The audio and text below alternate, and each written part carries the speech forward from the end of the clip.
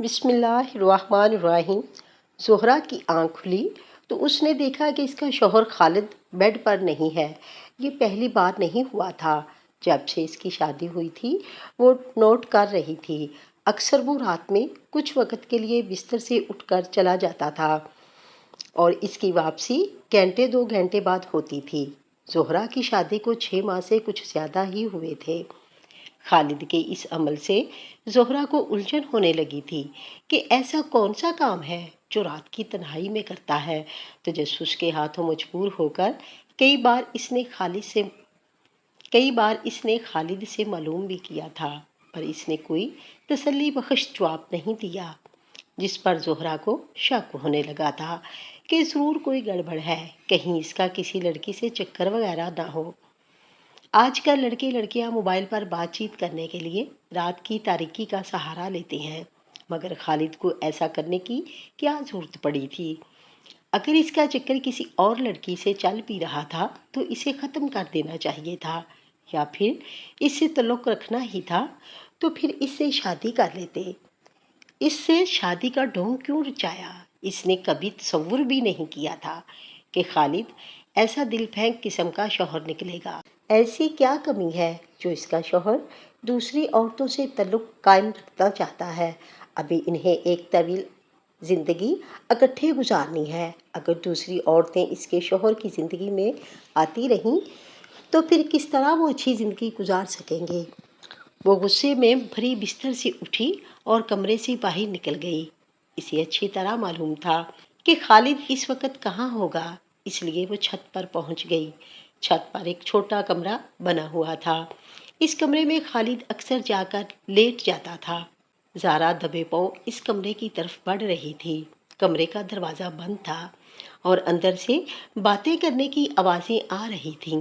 زہرا نے دروازے سے کان لگا لیے، لیکن آواز صاف سنائی نہیں دے رہی تھی، لیکن صاف اندازہ ہو گیا تھا کہ خالد کسی لڑکی سے باتیں کر رہا ہے۔ خالد کا کسی لڑکی سے رات کے اس پہر بات کرنا شکوک و شبہات کو جنم دے رہا تھا۔ زہرا کے صبر کا پیمانہ لبریز ہو گیا۔ غصے سے وہ بری طرح کانپ رہی تھی۔ جیسے ہی اس نے دروازے کو زور سے دھکا دیا، دروازہ ایک جھٹکے سے کھل گیا۔ دروازے کو لاک نہیں کیا گیا تھا۔ کمرے کے اندر خالد ضرور بیٹھا تھا، لیکن کسی لڑکی کا نام و نشان نہیں تھا۔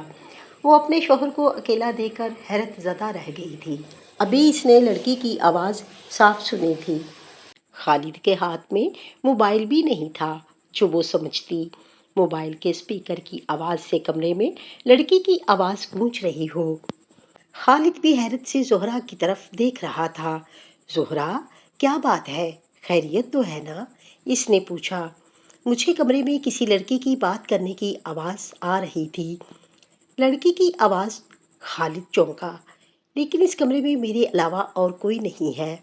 یہ بات میرے لیے بھی پریشان کن تھی۔ کمرے میں لڑکی نہیں ہے، پھر بھی لڑکی کی آواز سنائی دی تھی۔ زہرا نے کہا، آؤ نیچے چلتے ہیں۔ خالد نے چارپائی سے اٹھتے ہوئے کہا۔ زارا کمرے میں بھرپور نگاہ دوڑاتی ہوئی خالد کے پیچھے چل دی اور حیران و پریشان تھی کہ آخر کمرے میں لڑکی تھی تو کہاں چلی گئی؟ بستر پر لیٹتے ہوئے بھی اس لڑکی کے متعلق سوچ رہی تھی۔ کہاں گم ہو گئیں؟ خالد نے پوچھا۔ کچھ نہیں، میں وہ لڑکی، لگتا ہے تم نے کوئی ڈراؤنا خواب دیکھ لیا ہے۔ ذہن پر زیادہ زور مت ڈالو اور سو جاؤ۔ میں یقین سے کہہ سکتی ہوں کہ وہ لڑکی کی آواز تھی۔ ہاں، ہو سکتا ہے وہ لڑکی کی آواز ہو اور کسی دوسرے گھر سے آ رہی ہو۔ خالد نے کہا، کسی دوسرے گھر سے؟ جیسے میرا دل گرمی سے گھبرایا، میں اوپر چلا گیا۔ ایسے ہی کسی کو نیند نہ آ رہی ہوگی اور اس نے ٹی وی کھول لیا ہو، اور ٹی وی سے مرد اور عورت کی آواز آنا کوئی حیرت کی بات نہیں ہوئی۔ ہاں، ایسا بھی ہو سکتا ہے۔ ابھی وہ خالد سے کچھ اور باتیں کرنا چاہتی تھی۔ خالد کے خراٹے کمرے میں گونجنے لگے۔ وہ اس کے سونے کا انتظار کیے بغیر ہی سو گیا تھا۔ خالد کے سو جانے پر زہرا کو کوشش کرنے لگی کہ اسے نیند آ جائے، پھر نیند آنے کا نام نہیں لے رہی تھی۔ وہ کروٹیں بدل رہی تھی، پھر نہ جانے کیسے اس کی آنکھ لگ گئی۔ اس کے بیدار ہونے سے پہلے ہی خالد کی آنکھ کھل گئی۔ اس لیے وہ نہا دھو کر ناشتہ کرنے کو تیار ہو چکا تھا۔ زہرا نے جلدی جلدی ناشتہ تیار کرنا شروع کیا۔ رات کا واقعہ ابھی تک اس کے ذہن میں تھا۔ خالد ناشتہ کر کے ڈیوٹی پر چلا گیا۔ دوپہر کا کھانا تیار کر کے جب وہ کچھ دیر کے لیے بیڈ پر لیٹی، اس وقت بھی رات کا واقعہ یاد آ گیا۔ وہ رات کے واقعہ کو جتنا بلانا چاہتی تھی اتنا ہی وہ یاد آ رہا تھا۔ نہ جانے اسے کیا ہوا، وہ بے اختیار اٹھی اور چھت پر چلی گئی۔ اس کے قدم کمرے کی طرف بڑھ رہے تھے۔ کمرے کے پاس پہنچ کر زہرا نے ایک جھٹکے سے دروازہ کھول دیا۔ اچانک اس کی نظر ایک لڑکی پر پڑی جو بڑے آرام سے چارپائی پر لیٹی ہوئی تھی۔ دروازہ کھلنے پر اس نے زہرا کی طرف دیکھا تو وہ لڑکی بڑی ہی حسین تھی۔ نقش و نگار بہت اچھے تھے۔ ایسے خوبصورت لڑکی زہرا نے اپنی زندگی میں نہیں دیکھی تھی۔ وہ اس لڑکی سے کچھ پوچھنا ہی چاہتی تھی کہ وہ لڑکی چارپائی سے اٹھی اور تیزی سے کمرے سے نکل گئی اور جلدی جلدی سیڑھیاں اتر کر نیچے چلی گئی۔ اس کے بدن میں کپ کپی سی طاری ہو گئی اور وہ بے اختیار گھبرا کر نیچے کو دوڑی۔ وہ جیسے ہی نیچے آئی دروازے کی کنڈی زور سے بجی۔ اس نے لپک کر دروازہ کھول دیا۔ خالد دوپہر کا کھانا کھانے کے لیے آیا تھا۔ وہ اسے گھبرایا ہوا دیکھ کر چونکا۔ کیا بات ہے زہرا، اتنی گھبرائی ہوئی کیوں ہو؟ وہ کمرے میں لڑکی۔ وہ چونکا۔ ہاں خالد، میں نے اپنی آنکھوں سے چھت والے کمرے میں ایک لڑکی کو چارپائی پر لیٹے ہوئے دیکھا۔ پھر وہ اچانک اٹھی اور کمرے سے باہر نکلی اور جلدی جلدی سیڑھیاں اتر کر نیچے آ گئی، مگر وہ مجھے نیچے کہیں بھی نظر نہیں آئی۔ اس کی بات سن کر خالد کے چہرے کا رنگ اڑ گیا تھا۔ وہ چور نگاہوں سے زہرا کو دیکھنے لگا۔ خالد، یہ کیا چکر ہے؟ مجھے بتاؤ، یہ سب تمہاری وجہ سے ہوا ہے۔ میری وجہ سے؟ وہ چونکی۔ ہاں، نہ تم اس کے بارے میں جاننے کی کوشش کرتی اور وہ نہ تمہیں دکھائی دیتی۔ وہ کون ہے اور اس سے تمہارا کیا تعلق ہے؟ یہ جان کر کیا کرو گی؟ خالد، میں تمہاری بیوی ہوں اور اس کے بارے میں جاننے کا حق رکھتی ہوں۔ ابھی میں جلدی میں ہوں، ڈیوٹی پر پہنچنا ہے، اس کے بارے میں رات کو بتاؤں گا۔ خالد نے کہا۔ ٹھیک ہے زہرا۔ زہرا نے خالد کے کھانا نکالتے ہوئے کہا۔ کھانا کھا کر ڈیوٹی پر چلا گیا۔ اس لڑکی کے بارے میں معلومات جاننے کے لیے زہرا بے چین ہو چکی تھی۔ رات کو جب خالد گھر آیا اور زہرا کو خالد بستر پر لیٹتے زہرا نے پھر اس لڑکے کے بارے میں تذکرہ چھیڑ دیا۔ خالد کے پاس اب کوئی چارہ نہ تھا، وہ اس کے بارے میں زہرا کو بتا دے۔ زہرا، یہ کئی سال پہلے کی بات ہے۔ میں ایک چھوٹے سے کارخانے میں کام کرتا تھا، مگر جب کہیں مجھے کسی اور کارخانے میں اچھے پیسوں کی پیشکش ہوتی میں وہیں چلا جاتا۔ میں شادی سے قبل کئی کارخانے تبدیل کر چکا تھا۔ کارخانے تبدیل کرنے کی زیادہ تر وجہ اجرت تھی۔ اس دن مجھے مولا جی کے کارخانے پر کام کرتے ہوئے دوسری رات تھی۔ چائے کی طلب پر میں مشین بند کر کے چائے پینے چلا گیا۔ ہوٹل پر مجھ سے پہلے ہی میرا دوست امیر الدین ناز بیٹھا ہوا تھا۔ میں نے سنا ہے کہ تم نے نثار کے کارخانے سے کام چھوڑ دیا ہے۔ ہاں، میں نے کام چھوڑ دیا ہے۔ کیوں؟ وہ چونکا۔ مولانا صاحب اس سے زیادہ پیسے دیں گے۔ کیا واقعی تم مولانا صاحب کے کارخانے پر کام کر رہے ہو؟ امیر الدین ناز بری طرح سے چونکا۔ کیوں؟ اس میں ایسی چونکنے والی کون سی بات ہے؟ بات ہے، جب ہی میں چونکا ہوں۔ اس کے پاس زیادہ تر لوگ کام کرنے سے انکار کر دیتے ہیں۔ جو بھی کام کی حامی بھر لے، رات ڈیوٹی آنے پر خود ہی کام چھوڑ کر بھاگ جاتے ہیں۔ وہ کیوں؟ مجھے تجسس ہوا۔ سنا ہے وہاں جو بھی رات میں کام کرنے آتا ہے، وہاں اسے لڑکی کی پر اسرار آوازیں آتی ہیں۔ اب تم خود سوچو کہ رات کے 2 بجے جب تمہیں کسی کے بولنے کی آواز سنائی دے اور پھر وہ نظر بھی نہ آئے، ایسے میں تمہاری کیا حالت ہوگی؟ امیر الدین ناز نے کہا۔ امیر الدین، میں ایسی باتوں پر یقین نہیں کرتا۔ یہ کام کرتے ہوئے کئی سال ہو چکے ہیں۔ خیر، جو ہوگا دیکھا جائے گا، میں نے کہلگاتے ہوئے کہا اور میں پھر سے اپنے کام پر واپس آ گیا۔ میں جب مشینوں پر دوبارہ آ کر کھڑا ہوا، مجھے ایسا محسوس ہوا جیسے کوئی مجھ سے مخاطب ہے اور کچھ کہہ رہا ہے۔ میں نے چاروں طرف دیکھا، कोई मौजूद ना था। किसी को ना पाकर मैंने उसे अपना वहम समझा और कपड़े की तरफ ध्यान देने लगा कि मशीन पर कपड़ा सही तैयार हो रहा है या कहीं कोई खराबी तो नहीं है।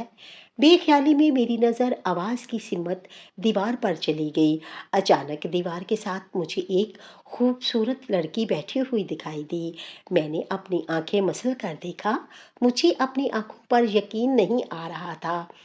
भला इस कारखाने में रात की इस पहर कोई लड़की कैसे आ सकती है?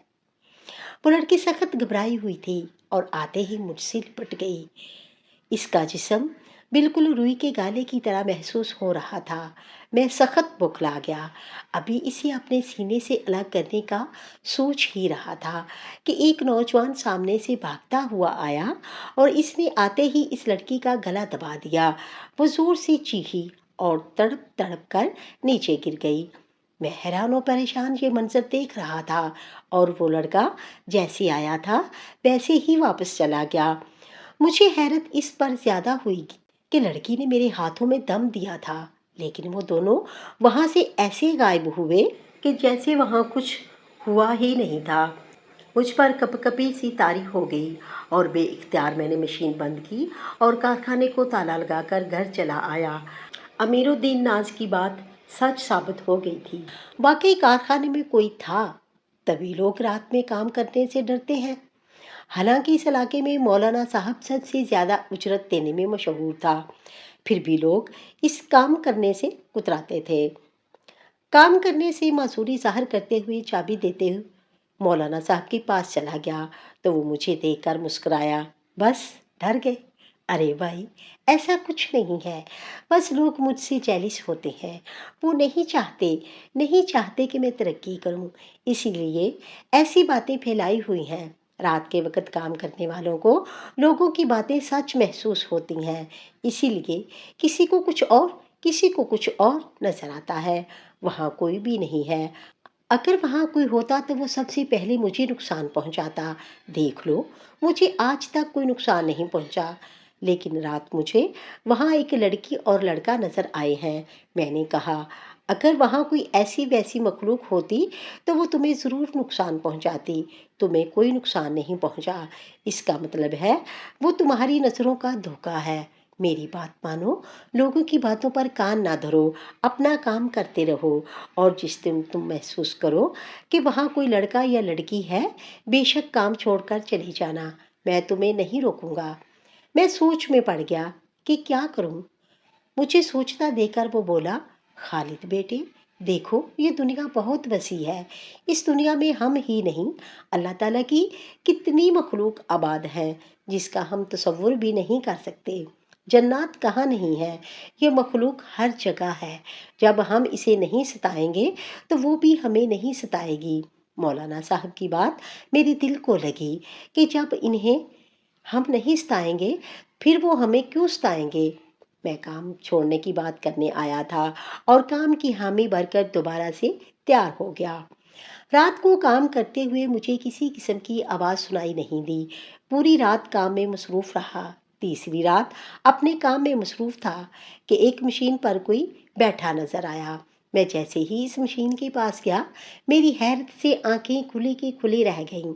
मशीन चल रही थी। धागों के ऊपर वही दोशीज़ा बैठी हुई थी। मुझे अपनी जानिब आता देखकर वो मुस्कुराई। कौन हो तुम? मेरे मुंह से बेइख्तियार ये जुमला निकला। मैं लड़की हूँ, ये मुझे भी नज़र आ रहा है। तुम क्या चाहती हो? मैं तुम्हें चाहती हूँ। वो बोली, मैं जानती हूँ, चाहने के लिए जानना ज़रूरी नहीं, बस दिल आने की बात है। मेरा दिल तुम पर आ गया है। मैं इंसान हूँ और तुम कौन हो? मैं एक असीब हूँ। मुझे असीब भी एक इंसान ने ही बनाया है। मेरे भाई के हाथों पहले मैं मरी थी और फिर एक कार एक्सीडेंट के हादसे में मेरा प्यार, मेरी जान, दिलावर भी हलाक हो गया। इसे मैं दिलो जान से चाहती थी। इसे मारकर सुकून मैसर आ गया, मगर मेरी रूह को सुकून नसीब ना हो सका। जिस रात मेरे भाई ने मुझे मारा, इस दिन से मैं तड़प रही हूँ, لیکن جب میں نے تمہیں دیکھا مجھے محسوس ہوا جیسے میرا دلاور پھر سے اس دنیا میں آ گیا ہے۔ اب میں تمہیں نہیں چھوڑوں گی، تم جہاں بھی جاؤ گے مجھے وہیں پاؤ گے۔ وہ بولی، تمہارے بھائی نے تمہیں کیوں مارا؟ میری بھائی کو دلاور پسند نہیں تھا، میرے گھر والوں بھی نہیں چاہتے تھے کہ میری شادی دلاور سے ہو۔ ایک رات میں جب گھر سے فرار ہو کر دلاور کے ساتھ بھاگ کر پسند کی شادی کرنا چاہ رہی تھی، میرے ہاتھ میں ایک پوٹلی تھی۔ دلاور نے یہاں پہنچنے کا کہا تھا، وقت یہاں خالی میدان تھا۔ میرے میں بھائی کاشف کی آنکھ کھل گئی اور وہ میرے پیچھے پیچھے یہاں تک پہنچ گیا۔ دلاور بھی پہنچ گیا تھا۔ میں بھاگتے ہوئے جیسے ہی دلاور کی باہوں میں پہنچی، میرے بھائی نے مجھ پر حملہ کر کے مجھے ہلاک کر دیا۔ وہ دلاور کو بھی ہلاک کرنا چاہتا تھا مگر وہ بھاگ نکلنے میں کامیاب ہو گیا۔ بس اس کی قسمت اچھی نہیں تھی۔ بھائی نے اس واقعے کے بعد گڑھا کھود کر مجھے دفن کر دیا، اسی لیے میری روح یہاں بھٹک رہی ہے۔ میں نے آج تک کسی کو نقصان نہیں پہنچایا، پھر بھی لوگ مجھ سے نہ جانے کیوں ڈرتے ہیں۔ مجھے دیکھ لیں تو کام چھوڑ کر چلے جاتے ہیں۔ تمہارا نام کیا ہے؟ میری ماں نے میرا نام شہزادی رکھا تھا اور شہزادی کا یہ حشر ہوا ہے۔ اس دن سے میری اور شہزادی کی دوستی ہو گئی کہ ٹوٹی میں اسے روزانہ ملاقات ہوتی تھی۔ وہ بے ضرر تھی، اس نے کبھی مجھے نقصان نہیں پہنچایا تھا، اس لیے میں نے کارخانے کو نہیں چھوڑا۔ علاقے کے لوگ بھی حیران تھے کہ میں کام چھوڑ کر کیوں نہیں بھاگا۔ وہاں سے پہلے جو بھی کاریگر آتا تھا وہ چند دن میں بھاگ جاتا تھا۔ میرا خیال تھا کہ میری شادی ہو جانے پر شہزادی میرا پیچھا چھوڑ دے گی، لیکن ایسا نہیں ہوا۔ وہ نہیں چاہتی تھی کہ ہم دونوں ایک ساتھ رہیں۔ ایک طرح سے وہ تمہیں اپنی سوتن تصور کرتی ہے اور مجھ سے ضد کرتی ہے کہ تمہیں طلاق دے دوں۔ پہلے وہ کارخانے تک ہی محدود تھی، لیکن اب وہ سائے کی طرح ہر جگہ میرے ساتھ رہتی، حتیٰ کہ جب میں دن کی ڈیوٹی ہوتی اور رات میں گھر آ کر سوتا، رات میں سونے سے پہلے مجھے جگا کر اوپر چھت پر لے جاتی ہے اور مجھ سے باتیں کرتی رہتی ہے۔ 2 گھنٹے باتیں کر کے چلی جاتی ہے۔ اس کا زیادہ تر زور اس بات پر ہوتا ہے کہ میں نے شادی کر کے اچھا نہیں کیا، میرے ہوتے ہوئے تم نے کیوں شادی کی؟ میں اسے سمجھاتا ہوں کہ تم ایک روح ہو جبکہ مجھے ایک زندہ انسان کی ضرورت ہے۔ اتنی بڑی زندگی تنہا تو نہیں گزار سکتا، لیکن میری باتیں اس کی سمجھ میں نہیں آتی۔ یہ کہتے ہوئے خالد خاموش ہو گیا۔ خالد کی باتیں سن کر زہرا کی تشویش میں اضافہ اور ہوتا جا رہا تھا۔ اس کی سمجھ نہیں آ رہی تھی کہ وہ اس موقع پر کیا کہے۔ اس نے سن رکھا تھا کہ جب کوئی سایہ کسی پر عاشق ہو جائے تو وہ پھر آسانی سے اس کا پیچھا نہیں چھوڑتا۔ اس کے شوہر خالد کا بھی وہ اتنی آسانی سے پیچھا چھوڑنے والی نہیں تھی۔ اس معاملے میں کسی عامل سے رہنمائی حاصل کرنا بہت ضروری ہو گیا تھا۔ وہ دونوں شہزادی سے متعلق باتیں کرتے کرتے سو گئے۔ صبح ہونے پر خالد کام پر چلا گیا۔ زہرا گھر میں اکیلی تھی۔ وہ گھر کا کام کر کے آرام کی نیت سے جیسے ہی چارپائی پر لیٹی، اچانک وہ لڑکی کمرے میں آ گئی اور اسے دیکھ کر زہرا گھبرا گئی۔ تم کیا منصوبے بنا رہی ہو؟ مجھے سب خبر ہے، لیکن اتنا سوچ لے کہ خالد اگر میرا نہ ہو سکا تو تیرا بھی نہیں رہے گا۔ تو نے اگر اس سے میرا پیچھا چھڑوانے کے لیے کسی عامل سے رجوع کیا، میں اسی دن خالد کا خاتمہ کر دوں گی۔ تو بیوہ ہونے کا شوق ہے تو پھر بھلے کسی بھی عامل سے رجوع کر لینا۔ زہرا ابھی اس سے کچھ کہنا ہی چاہتی تھی کہ وہ لڑکی غائب ہو گئی۔ جاتے جاتے وہ ایسی دھمکی دے گئی کہ اب اسے ایک انجانا سا خوف آنے لگا تھا۔ اسے سمجھ نہیں آ رہا تھا کہ وہ کیا کرے۔ اس لڑکی سے چھٹکارا پانے کے لیے کسی عامل سے رجوع کرنا ضروری تھا۔ ایسے میں وہ لڑکی اپنی کہی ہوئی بات پر عمل بھی کر سکتی تھی اور وہ خالد کو کسی بھی صورت کھونا نہیں چاہتی تھی۔ اپنی سوچوں میں نہ جانے کب اسے نیند آ گئی۔ آنکھ اس وقت کھلی جب دروازے پر دستک ہوئی۔ دروازہ کھولنے پر اس کے سامنے خالد کھڑا تھا۔ کب سے میں دروازہ بجا رہا ہوں، وہ بولا۔ مجھے نیند آ گئی تھی، زہرا نے بتایا۔ کھانے کے لیے کچھ تیار بھی کیا ہے؟ ہاں، دوپہر کے لیے کھانا تیار کر کے ہی سوئی۔ خالد کے لیے اس نے کھانا نکال کر رکھ دیا۔ کھانا کھاتے ہوئے خالد نے محسوس کیا کہ زہرا چپ چپ سی ہے۔ کیا بات ہے، آج بہت خاموش طبیعت ہو؟ طبیعت ٹھیک ہے نا؟ میری طبیعت کو کیا ہونا ہے؟ بالکل ٹھیک ہو، اس لڑکی نے مجھ سے کہا کہ کسی عامل سے رجوع کرنے پر وہ تمہیں نقصان پہنچا سکتی ہے، بس اس بارے میں سوچ رہی ہوں۔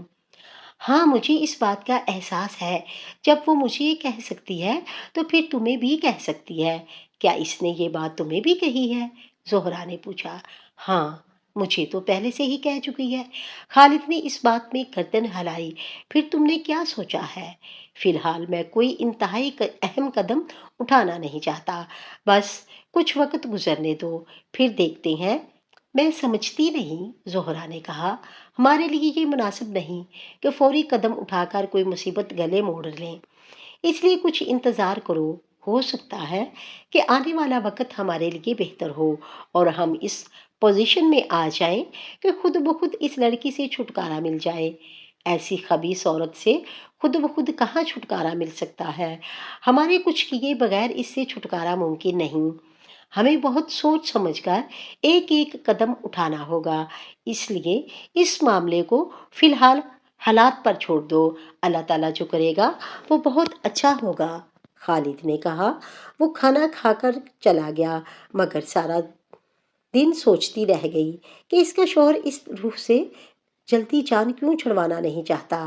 اس روح سے جان چھڑوانے کے لیے جلد یا تاخیر سے انتہائی قدم اٹھانا ہی پڑے گا۔ چند دن خیریت سے گزر گئے، لڑکی کی روح نے ان دونوں کو پریشان نہیں کیا۔ پھر ایک دن جب خالد گھر آیا، اس کے چہرے پر ہوائیاں اڑی ہوئی تھیں۔ کیا بات ہے، تم آج بہت پریشان ہو؟ زہرا نے کہا۔ ہاں، واقعی پریشانی کی بات ہے۔ اس لڑکی نے کہا ہے کہ اگر میں نے تمہیں ایک ہفتے کے اندر اندر طلاق نہیں دی تو وہ مجھے نقصان پہنچا سکتی ہے۔ کیا؟ اس کی آنکھیں حیرت سے پھٹی کی پھٹی رہ گئیں۔ بہت ہی ضدی لڑکی ہے۔ جب بھی وہ اپنے بھائی کے ہاتھوں ہلاک ہوئی تھی، پھر تم نے کیا سوچا ہے؟ سوچنا کیا ہے؟ جب سے اس نے کہا ہے کہ میرا دماغ کام ہی نہیں کر رہا، سوچ سوچ کر دماغ پھٹا جا رہا تھا، خالد نے کہا۔ پھر اب کیا ہوگا؟ تم حوصلہ رکھو، اللہ تعالیٰ جو کرے گا وہ ہمارے حق میں ہوگا، خالد نے کہا۔ وہ انتہائی قدم اٹھانا چاہ رہا تھا، مگر اب پانی سر سے گزر چکا تھا۔ اسے جو کرنا تھا فوری کرنا تھا۔ ایک دن وہ ایک مشہور عامل نثار احمد کے پاس جانے کے لیے گھر سے نکلا۔ وہ بھی عامل نثار کے آستانے سے کچھ دور تھا۔ موٹر سائیکل سوار نے اسے زوردار ٹکر مار دی۔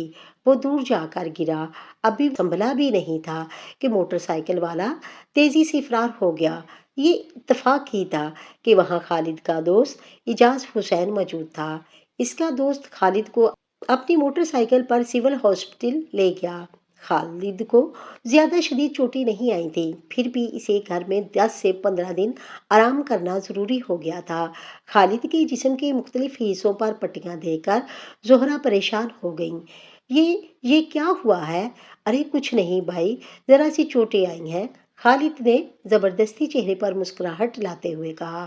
پھر بھی یہ کیسے ہوا؟ موٹر سائیکل والا بہت تیزی میں تھا، مجھے مار کر چلا گیا۔ خالد عامل کے پاس جانے والی بات بتا کر زہرا کو پریشان کرنا نہیں چاہتا تھا، اس لیے وہ عامل کی بات ٹال کر گیا۔ زہرا 5 وقت کی نمازی ہو گئی تھی۔ وہ دن رات قرآن پاک کی تلاوت کرتی اور اللہ تعالیٰ سے رو رو کر دعائیں مانگتی کہ یا اللہ تعالیٰ کسی نہ کسی طرح اس لڑکی سے اس کا اور اس کے شوہر کا پیچھا چھڑوا دے۔ شام کا وقت تھا، مغرب ہونے میں کچھ وقت باقی تھا کہ دروازے پر دستک ہوئی۔ زہرا چونکی، اس وقت کون آ گیا؟ جب زہرا نے دروازہ کھولا تو دروازے پر ایک بزرگ کھڑا تھا۔ بھوکے کو کھانا کھلاؤ گی بیٹی؟ وہ بولا۔ ہاں بابا، یہاں بیٹھے، میں کھانا لے کر آتی ہوں، صحن میں ایک طرف اشارہ کرتے ہوئے کہا۔ بابا صحن میں بیٹھ گیا۔ اس کے ہاتھ میں جو ڈنڈا تھا اس نے اپنے برابرے میں رکھ لیا۔ زہرا نے کھانا نکال کر بابا کے آگے رکھ دیا۔ بابا نے روٹی کا نوالا توڑ کر منہ میں رکھا اور پھر اس نے خلا میں کچھ دیکھنے کی کوشش کی، پھر دوسرا نوالا بھی منہ میں رکھتے ہوئے خلا میں گھورا۔ اچانک اس کی آنکھیں لال ہو گئیں، وہ بول کچھ نہیں رہے تھے۔ کچھ دیر گزرنے پر وہ کھانا کھا چکے تھے۔ وہ اٹھ کر کھڑے ہو گئے اور جلالی لہجے میں فضا میں دیکھتے ہوئے بولے، جا، چلی جا، بھاگ جا، جلا کر تجھے بسم کر دوں گا۔ زہرا حیرت سے بابا کو دیکھ رہی تھی۔ تو مجھے جانتی ہے نا، میں تمہاری طرح کی روحوں کو جلا کر بسم کر دیتا ہوں۔ تیرا بھی یہی حشر ہوگا، چلی جا چھوڑ کر ان کا پیچھا۔ کچھ دیر گزرنے پر بابا کا غصہ ختم ہو گیا اور وہ نارمل حالت میں آ گئے۔ بابا تم کس سے باتیں کر رہے تھے؟ زہرا نے پوچھا۔ اس خبیث روح سے باتیں کر رہا تھا جو تمہیں نقصان پہنچانے کے بارے میں سوچ رہی ہے۔ اتفاق ہے کہ میں اس طرف نکل آیا۔ اس گھر میں داخل ہوتے ہی اس سے سامنا ہو گیا۔ یہ خبیث اس سے قبل بھی کئی لوگوں کو پریشان کر چکی ہے اور میں نے انہیں اس سے چھٹکارا دلایا تھا۔ اب اس خبیث روح نے اس گھر میں ڈیرے ڈال لیے ہیں۔ یہ تم دونوں کو نقصان پہنچانا چاہتی ہے، لیکن میرے ہوتے ہوئے اب یہ تمہارا بال بیگا بھی نہیں کر سکتی۔ بابا، یہ روح ہمیں کئی بار وارننگ دے چکی ہے کہ ہمارے کسی عالم سے رجوع کرنے پر ہمیں جانی نقصان پہنچا سکتی ہے۔ زہرا نے بتایا، خبیث روح نقصان پہنچانے کے علاوہ کر بھی کیا سکتی ہے؟ تم بے فکر ہو جاؤ، اب یہ تمہارا کچھ نہیں بگاڑ سکے گی۔ اگر اس نے تمہیں کسی قسم کا نقصان پہنچانے کی کوشش کی تو اس کا مجھے علم ہو جائے گا اور میں آ کر اسے جلا کر بسم کر دوں گا۔ بابا کھانا کھا کر چلا گیا۔ اس کے جانے کے بعد وہ روح پھر ایک ہفتے تک نظر نہ آئی، جس کا خالد نے زہرا سے اظہار کیا۔ زہرا نے بابا کے گھر میں آنے اور بات چیت کے بارے میں بتایا۔ خالد حیرت میں پڑ گیا کہ اتنی آسانی سے کس طرح اس روح سے نجات مل گئی۔ یہ حقیقت تھی کہ وہ روح ان دونوں کا پیچھا چھوڑ کر کہیں دور جا چکی تھی، اس خوف سے کہ کہیں بابا حقیقت میں اسے جلا کر بسم نہ کر دے۔ کئی ماہ گزرنے پر بھی وہ روح ان دونوں کے سامنے ظاہر نہیں ہوئی تھی اور وہاں وہ دونوں میاں بیوی بھی خوش تھے کہ ان کی روح سے جان چھوٹ گئی۔ مولانا صاحب کے کارخانے میں اسیب کا قصہ ماضی کا حصہ بن چکا تھا۔ مولانا صاحب بھی خوش تھے کہ خالد کے قدم اس کارخانے کے لیے مبارک ثابت ہوئے ہیں۔ خالد اور زہرا نے اللہ تعالیٰ کا لاکھ لاکھ شکر ادا کیا کہ اللہ تعالیٰ نے اس روح سے جان چھڑوا دی تھی اور آج وہ دونوں ہنسی خوشی زندگی بسر کر رہے ہیں۔